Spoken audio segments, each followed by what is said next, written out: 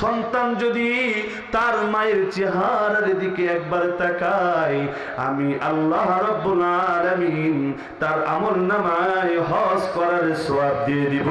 একবার বলা যাবে কি সুবহানাল্লাহ? ও যুবক ভাইরা রে, টিকটক দেখে সময় নষ্ট করতেছে রে যুবক, ফেসবুক চালাইয়া সময় নষ্ট করতেছে রে যুবক, মাকে ভালোবাসার সময় নাই, ঘর থেকে খাবার কোন রকম খাইয়া ঘর থেকে বের হইয়া বন্ধুর সাথে আড্ডা দিতে যাও। বন্ধুরে, মাকে কষ্ট দিও না, মাকে ব্যথা দিও না রে বন্ধু। মাকে কষ্ট দিলে, মাকে বাবাকে ব্যথা দিলে, বাবাকে কষ্ট দিলে ওই আল্লাহ রাব্বুল আলামিনের আরশ কাঁপে যায়। ওই আল্লাহ রাব্বুল আলামিন বলতেছে, ও আমার বান্দা রে, তোমরা যদি তোমার মা বাবার সাথে সৎ আচরণ না করো, তোমরা যদি তোমার মা বাবার সাথে খারাপ ব্যবহার করো, আমি আল্লাহ রাব্বুল আলামিন কাল কিয়ামতের ময়দানে তোমাকে এমন ভাবে আটকাইয়া ফেলবো, জান্নাতের চেহারা দেখার তোমার সুযোগ থাকবে না। মা বাবাকে ভালোবাসো রে যুবক, মার অবাধ্য হয়েও না রে যুবক, বাবার অবাধ্য হয়েও না রে যুবক। বাবা কত কষ্ট করিয়া, মা কত কষ্ট করিয়া, মা কত আদর করিয়া, মা কত ভালোবাসিয়া রে যুবক তোমাকে লালন পালন করলো, তোমাকে ভালোবাসলো। কনকনে শীতের মধ্যে যখন পেশাব করে দিছ রে যুবক, ছোট সময়ের কথাই চলে যাও, সেই ছোট্ট শিশুর কথাই চলে যাও। যখন তুমি বিছানায় পেশাব করে দিয়েছো যুবক, মা তোমাকে ওই পেশাবের ভিতরে রেখে নাই রে যুবক, মা তোমাকে ওই পেশাবের স্থানটা চেঞ্জ কইরা ওই পেশাবের জায়গায় মা শুইয়া তোমাকে ভালো জায়গায় শোয়াইছে। মা ভালো মন্দ কিছু না খাইয়া রে যুবক তোমাকে ভালো মন্দ খাওয়াইছে। মা একটা ভালো জিনিস, ভালো কাপড় না পইরা রে যুবক তোমাকে সুন্দর করে ভালো কাপড় পরাইয়া তোমাকে সাজাইছে। ও আমার পর্দার আড়ালের মা ও বোনেরা, মাকে কষ্ট দিও না, মাকে বাবাকে কষ্ট দিও না রে যুবক। মাকে মোহাব্বতের দিকে, মার দিকে যদি কেউ তাকায় তার আমলনামায় সওয়াব হয়ে যায়।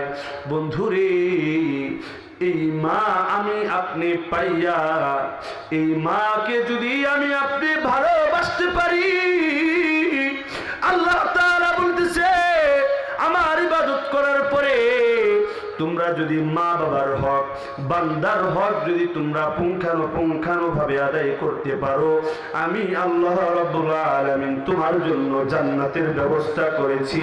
একবার বলা যাবে কি সুবহানাল্লাহ? এখানে অনেক বাবারা আছে, পর্দার আড়ালের অনেক মা আছে, অনেক বাবার মনের ভিতরে ব্যথা, অনেক মায়ের মনের ভিতরে ব্যথা, বাবা মার অন্তরে ব্যথা। হুজুর গো, কি আলোচনা করতেছেন? আমার সন্তান তো আমার কথা শুনে না, আমার সন্তানকে যদি আমি ডাইনে যাইতে বলি আমার সন্তান যায় বামে। ও যুবক, ও মা বাবা যদি বলে যাও বাজান মসজিদে যাও, সন্তান মসজিদে যায় না, সন্তান কথা শুনে না, সন্তান মা বাবার সাথে ভালো ব্যবহার করে না। ওই যুবকদেরকে আমি বলি, যুবক রে, যার মা নাই, যার বাবা নাই, সেই বুঝে মা বাবার যাতনা, সেই বুঝে মা বাবার বেদনা, সেই বুঝে মা বাবার কষ্টের যুবক।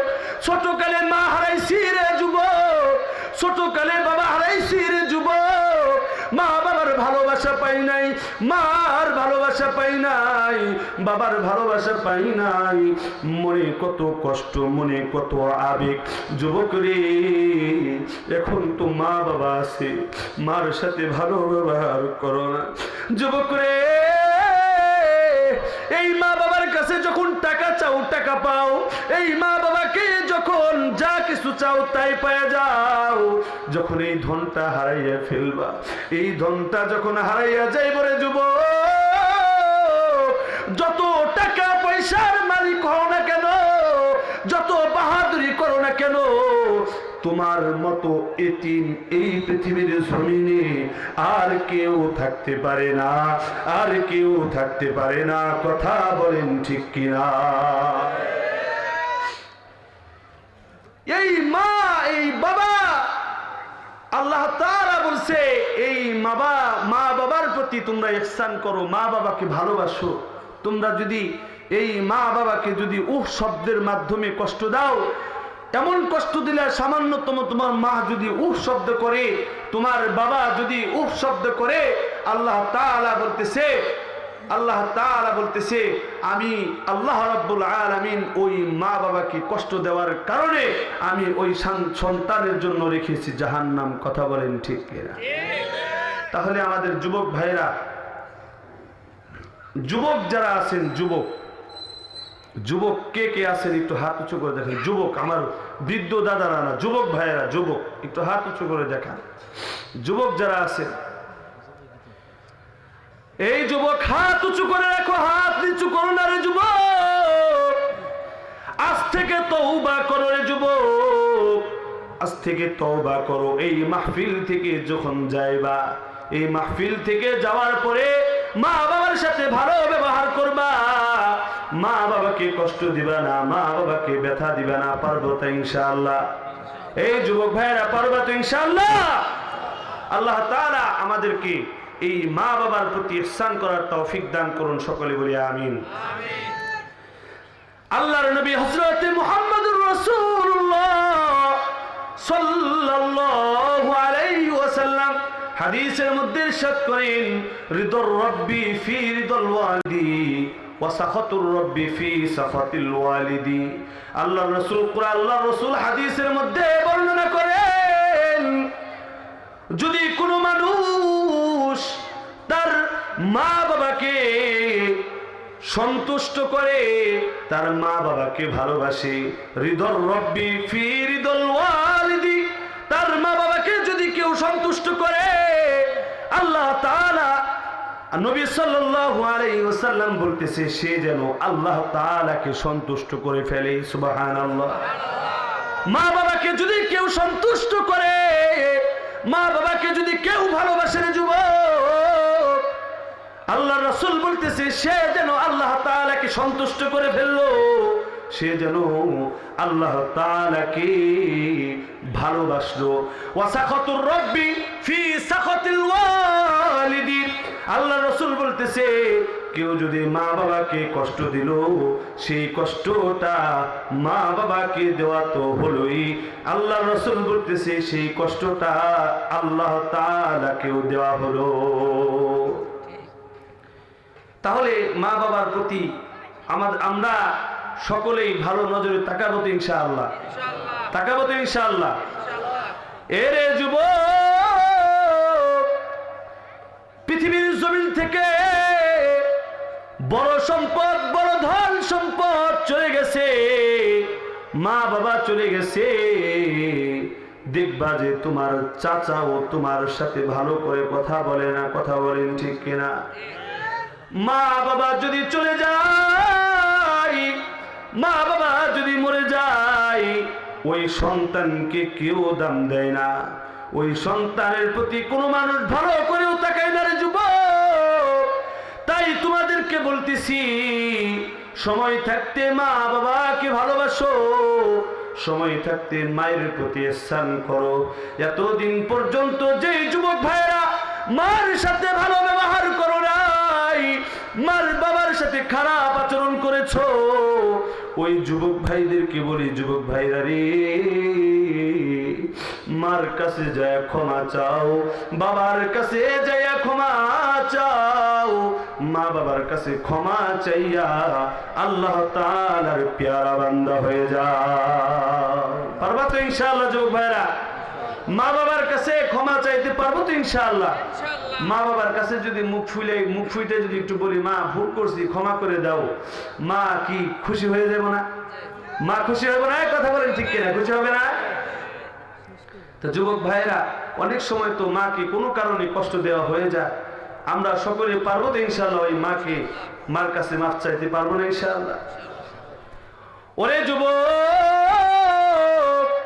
আল্লাহর রাসূল প্যারা পয়গম্বর নবী হযরতে মুহাম্মদুর রাসূলুল্লাহ সাল্লাল্লাহু আলাইহি ওয়াসাল্লাম একটা হাদিস বর্ণনা করে, আল জান্নাতু তাহতা কুদামিল উম্মাহাত। আল্লাহর রাসূল হাদিসের মধ্যে কোন জায়গায় বর্ণনা করে নাই পীর সাহেবের পায়ের নিচে জান্নাত, কোথাও বলে নাই দাদার পায়ের নিচে জান্নাত, হুজুরের পায়ের নিচে জান্নাত কোথাও বলে নাই। কিন্তু রাসূল আকরাম সাল্লাল্লাহু আলাইহি ওয়াসাল্লাম হাদিসের মধ্যে ইরশাদ করেন, আল জান্নাতু তাহতা কুদামিল উম্মাহাত। আল্লাহ রাব্বুল আলামিন তার নবী হযরতে মুহাম্মদুর রাসূলুল্লাহ সাল্লাল্লাহু আলাইহি ওয়াসাল্লাম হাদিসের মধ্যে বলে দিলেন, মায়ের পায়ের নিচে সন্তানের বেহেশত, মায়ের পায়ের নিচে সন্তানের বেহেশত, মায়ের পায়ের নিচে, মায়ের পায়ের নিচে বেহেশত। তোমরা জানিয়াও তবু কেন মায়ের সাথে তোমরা চোখ রাঙাও, মায়ের পায়ের তলে বেহেশত। তোমরা জানিয়াও তবু কেন মায়ের সাথে তোমরা চোখ রাঙাও। মা জননী নেই যে জোনার, মা সকলে বলেন না, মা জননী যেই যে জোনার সেই তো কদর বুঝতে পাও, মায়ের পায়ের তলে বেহেশত। তোমরা জানিয়াও তবু কেন মায়ের সাথে তোমরা চোখ রাঙাও, মায়ের পায়ের তলে বেহেশত। তোমরা জানিয়াও তবু কেন মায়ের সাথে তোমরা চোখ রাঙাও। মায়ের সাথে চোখ রাঙানো যাবে না রে যুবক। মায়ের চেহারার দিকে ইখলাসের সহিত, ভালোবাসার সহিত মায়ের দিকে তাকাইতে হবে। ও যুবক ভাইরা, হযরত আব্দুল কাদের জিলানী রাহমাতুল্লাহি আলাইহি আল্লাহর একজন টাটকা ওলি ছিল, আল্লাহর একজন কড়া ওলি ছিল। হযরতে আব্দুল কাদের জিলানী রাহমাতুল্লাহি আলাইহি বিভিন্ন জায়গায় কোরআনের আলোচনা করতে যায়, মানুষকে কোরআনের দাওয়াত দিতে যায়, হাদিসের দাওয়াত দিতে যায়। আব্দুল কাদের জিলানী রাহমাতুল্লাহি আলাইহি এর কোরআনের দাওয়াত পাইয়া অনেক মানুষ, অনেক হিন্দু ধর্ম থেকে মানুষ মুসলমান হয়, অনেক হিন্দু ধর্ম থেকে মুসলমান হয়ে যায়, খ্রিস্টান ধর্ম থেকে মুসলমান হয়ে যায় রে যুবক।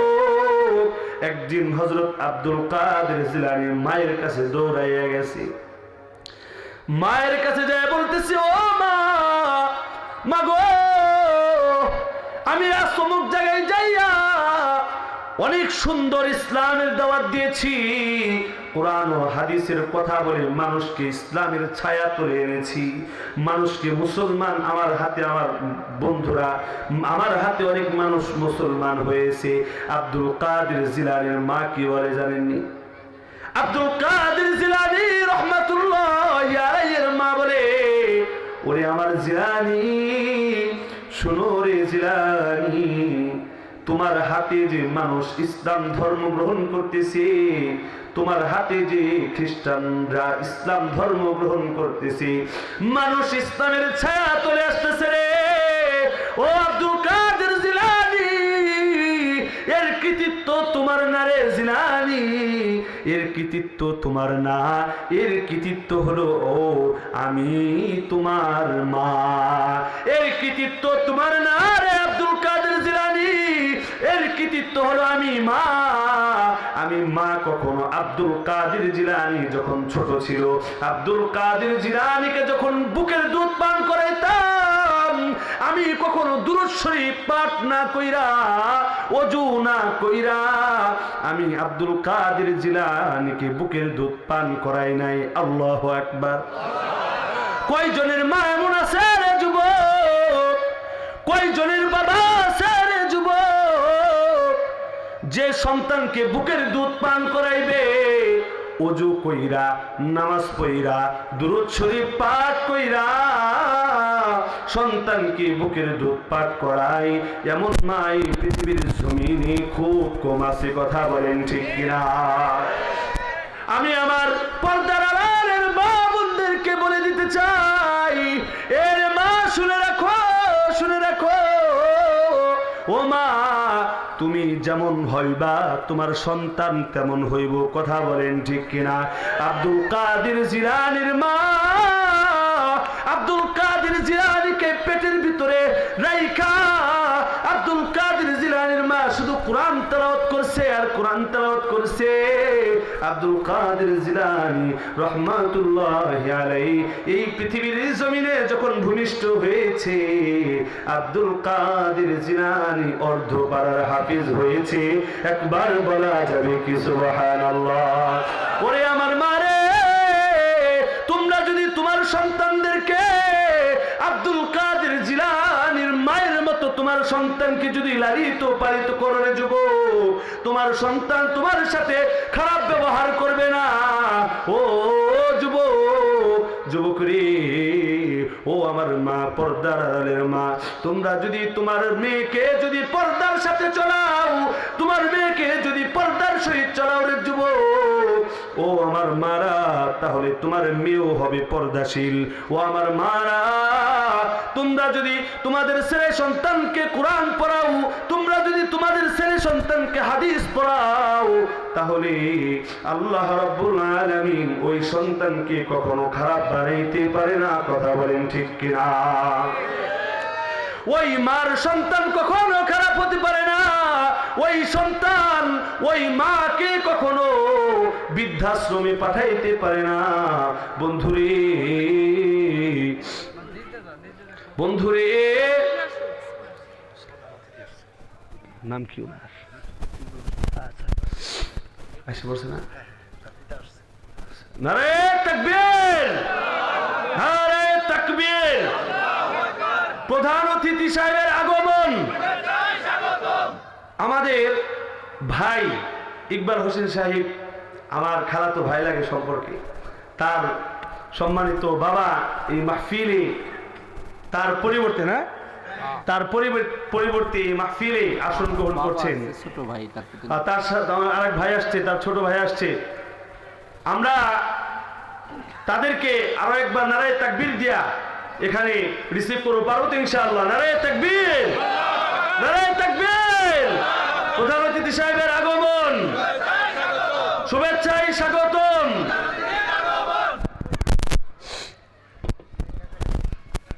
আলোচনা করবেন, কথা বলবেন, কথা বলবেন, কথা বলবেন, শেষ করে দেব।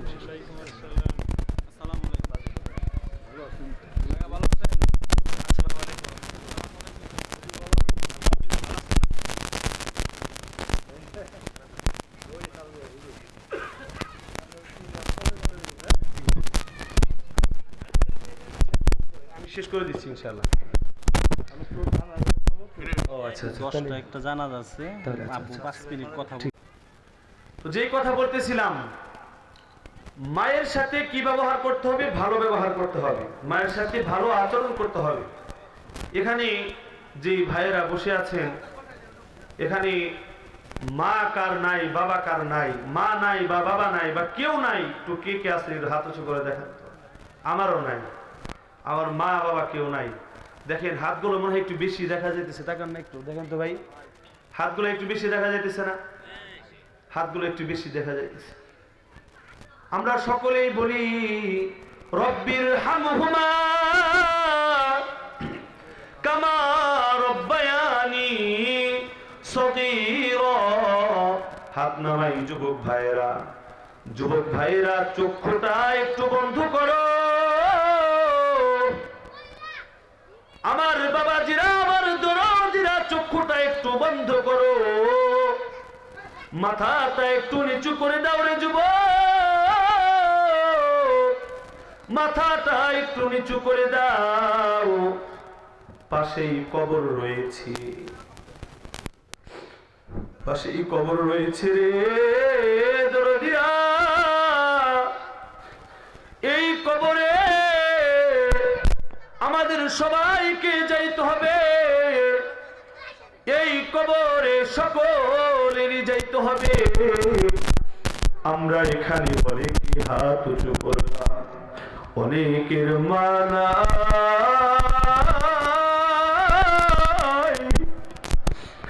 অনেকের বাবা নাই, অনেকের বাবা মা নাই। এই পৃথিবীর জমিন থেকে রে মালিক তোমার ডাকে সাড়া দিয়া কবরবাসী হয়ে গেছে। ও যুবক ভাইরা, যেই ধনটা তুমি হারাইয়া ফেলছো, ঈদের নামাজ পড়িয়া বাড়িতে যাইয়া মা বাবা বাঁচা থাকলে মা বাবাকে যাইয়া বলতাম, মা গো ঈদের সালামি দাও। মা বাবা খুশি হইয়া চোখের ভিতরে চুমু খাইয়া, কপালে চুমু খাইয়া, ওই মা বাবা আমাদেরকে ঈদের সালামি দিত। নতুন পোশাক কাপড় চোপড় পরাইয়া, গোসল করাইয়া ঈদের মাঠে পাঠাইয়া দিত রে ভাই। ওই মা বাবা এখন যার বাঁচা নাই, নিজের হাতে করে কবরে শোয়াইছো। ওই মা বাবার খবর এখন নেওয়ার সময় নাই, ওই মা বাবার খবর এখন নেওয়ার সময় নাই। সংসার নিয়ে পাগল হয়ে গেছো রে যুবক। মা দুনিয়াতে বাঁচা থাকতে বই লাগেছিল বাজান রে, আমি যদি মইরা যাই আমার কবরে যাই আমার জন্য দোয়া কইরো। আমি আপনি কেউ কবরে যাইতে পারি না, ওই কবরে যাইয়া মা বাবার জন্য দোয়া করতে পারি না। বন্ধুরে, যেই মা তোমাকে আদর কইরা লালন পালন কইরা তোমাকে খাওয়াইয়া বড় করলো, ওই মা বাবা দুনিয়া থেকে চইলা গেল। ওই মা বাবাকে তোমরা ভুইলা গেলা রে যুবক, ওই মা বাবাকে ভুইলা যায় না। ওই মা বাবার প্রতি ভালোবাসা রাখো, মা বাবাকে কষ্ট দিও না, ওই মা বাবাকে কষ্ট দিও না রে যুবক। ওই মা বাবাকে কষ্ট দিলে আল্লাহ তাআলা কষ্ট পায়। নারে তাকবীর, নারে তাকবীর। প্রধান বক্তার আগমন, আল্লামা আব্দুর রহমান বেতাগী সাহেবের আগমন, মানিকগঞ্জের পক্ষ থেকে, কাশির চরের পক্ষ থেকে নারে তাকবীর।